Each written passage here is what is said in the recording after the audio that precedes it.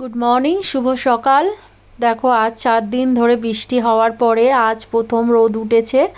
আর আকাশটা কত সুন্দর লাগছে, চারিদিকে মেঘের গুচ্ছ, যেন মনে হয় তুলো তুলো এরকম ভাব, আর শরতের মতো আকাশটা লাগছে।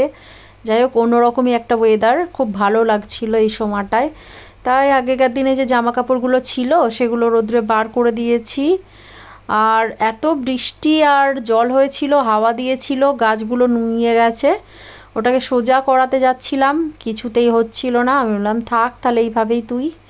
আর এই চাল কুমড়োটা নেক্সট উইকে আমার প্ল্যানিংয়ে আছে কাটার, তো কাটবো। আর আমাকে যে মাঝে মাঝে একটু লাউ দিয়ে যায় তাকেও অর্ধেক দেওয়ার কথা আছে। আর এই যে আজকের রান্নার আয়োজন হয়েছে, ব্রোকলি সেদ্ধ করে রেখেছি আর এই ওলকপি। ওলকপি এখানে সারা বছরই পাওয়া যায়, তাই টেনশন নেই। ওলকপি দিয়ে আজ সান্ডিক মাছের ঝোল করব। আর এই যে শয়তানটা এখন টিভি দেখছে, বললাম তোর দাঁতটা দেখা, কতগুলো দাঁত তো ফেলেছিস, ফোগলা হয়ে গেছিস। তো দেখাতে চাইছিল না, চুপ করে মুখটা গুজে নিচ্ছিল। আর এই দেখো ওর বাবা এই যে একটা টেবিল ক্লথ কিনে এনেছে, এটা এখানেই ফেলে রেখেছি, ওঠানোই হয়নি। যাই হোক, পরে তুলে দেব।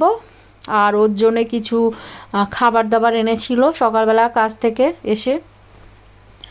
তো এইটা হচ্ছে কাপ কেক, ওই স্কুলে যায় প্রত্যেক দিন একটা করে দেয়া হয়, খেতে কিন্তু খুবই ভালো। আর নিচেরটা হচ্ছে আমার ফেভারিট, খুব সুন্দর তেলে ভাজা কি একটা রুটির মতো। আর এটা ডেটস, যাই হোক এটা আমার চায়ের সাথে খেতে খুবই ভালো লাগে। আর এই যে ওলকপি দিয়ে আলু দিয়ে দেখো ভাজা ভাজা করে নিয়েছি, পেঁয়াজ টিয়াজ দিয়ে, এর মধ্যে আদা রসুনের পেস্ট দিয়ে দিয়েছিলাম, তার সাথে লঙ্কার গুঁড়ো, হলুদের গুঁড়ো, জিরের গুঁড়ো দিয়ে ভালো করে কষিয়ে দিয়েছিলাম টমেটো দিয়ে। তারপরে হচ্ছে জল ঢেলে আর মাখো মাখো করে ঝোলটা হয়েছিল।